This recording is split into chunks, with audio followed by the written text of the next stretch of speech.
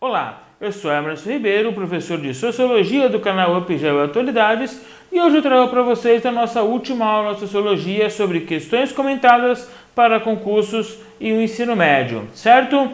Espero que vocês aproveitem, que vocês gostem, e na próxima quinta-feira já voltamos às nossas aulas regulares com a aula do professor Oswaldo de Geografia. Roda a vinheta e vamos começar!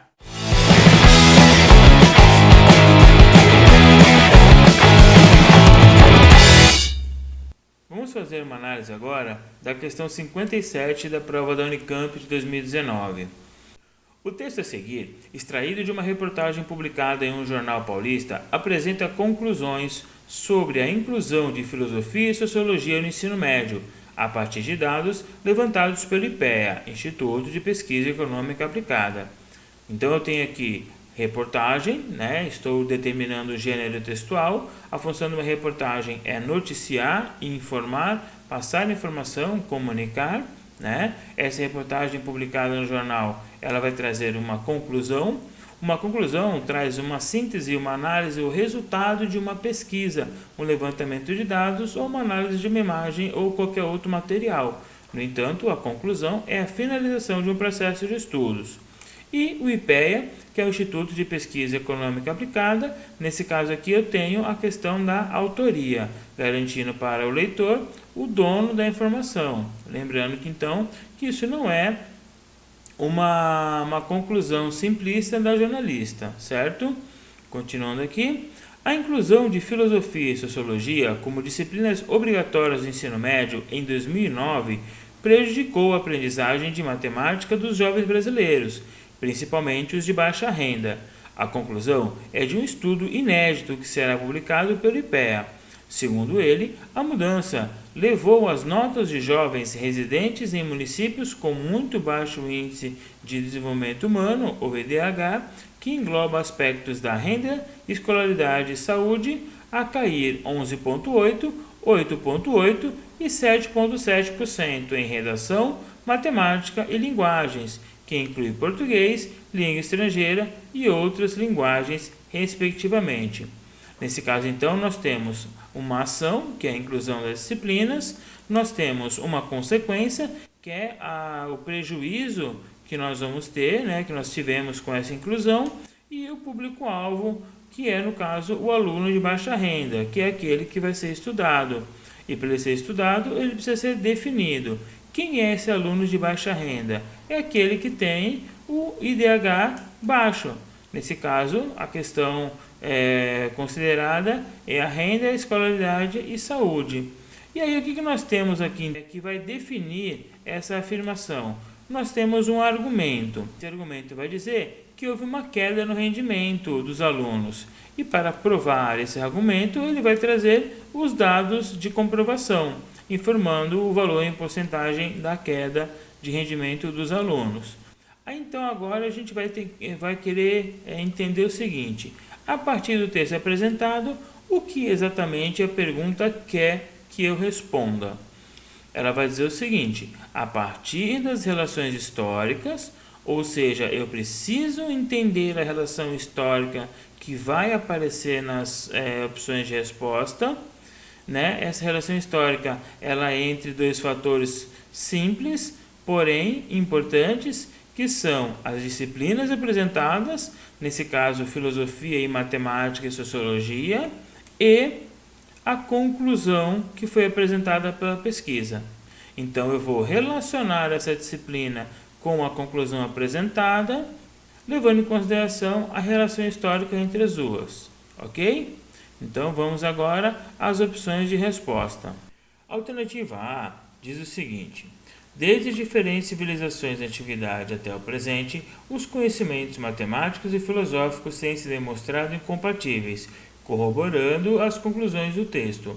Pitágoras, por exemplo, considerava que o cosmo, descrito como forma filosófica, era regido por relações matemáticas. Então o que eu tenho aqui é uma primeira parte do texto dizendo que as disciplinas são incompatíveis, no entanto, usando uma afirmação do matemático e filósofo Pitágoras para afirmar o contrário. E essa contradição, então, faz com que a opção esteja errada. Na opção B, nós temos o seguinte: a filosofia e a matemática constituem campos de saber distintos, sendo a lógica uma das possibilidades de interface entre as duas ciências, distinção que valida as conclusões do texto. Pascal, por exemplo, estabeleceu as bases da análise combinatória a partir dos argumentos filosóficos. O que nós temos aqui são as disciplinas novamente colocadas em distinção, separando as duas. No entanto, temos uma afirmação de Blaise Pascal, que era filósofo e matemático, afirmando o contrário. E aí essa contradição entre a primeira e a segunda parte da frase vai dizer que essa opção está errada também. Já na letra C, nós temos o seguinte: a filosofia e a matemática, campos de saber distintos, dialogam para produzir conhecimento científico, o que não respalda as conclusões do texto. Descartes, por exemplo, desenvolveu o plano de coordenadas para representar as relações entre as coisas do mundo e suas proporções matemáticas. Aqui você vai perceber que as duas partes da afirmação elas são complementares, porque na primeira eu digo que elas são distintas, no entanto elas dialogam como ciência em busca de conhecimento verdadeiro. E isso faz com que as duas, na verdade, funcionem de maneira somatória. E aí eu comprovo essa ideia quando eu digo que Descartes desenvolveu o plano de coordenadas para representar essa relação. Lembrando que Descartes, filósofo e matemático também, correto? Já a letra D, o que nós temos que diz que ela é errada, já que ela foi a única que sobrou? Desde as diferentes civilizações da antiguidade até o presente, os conhecimentos matemáticos rivalizam com os conhecimentos filosóficos, como demonstra o texto. Na Academia de Platão, por exemplo, essa disputa era representada pela frase: quem não é geômetra, não entre. Novamente, o que eu tenho aqui é uma questão de contradição. Perceba então que essa opção está errada.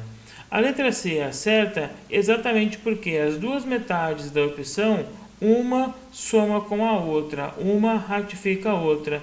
Em todas elas você tem uma questão de tempo, em todas elas você tem uma afirmativa de um filósofo e ou matemático, correto?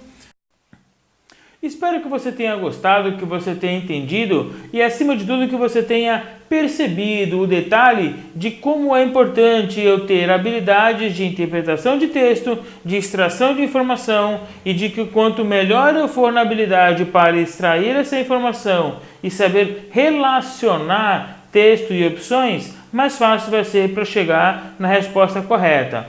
Às vezes, eu não tenho domínio pleno da matéria, mas se eu tiver ferramentas cognitivas suficientes para reconhecer aquilo que está sendo pedido e conseguir reconhecer se a resposta é ou não a correta, fica muito mais prático para eu ter sucesso no meu teste, certo?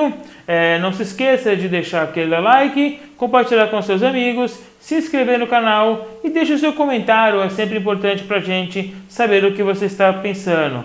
Deixe a sua crítica, a sua opinião, para que a gente possa sempre melhorar.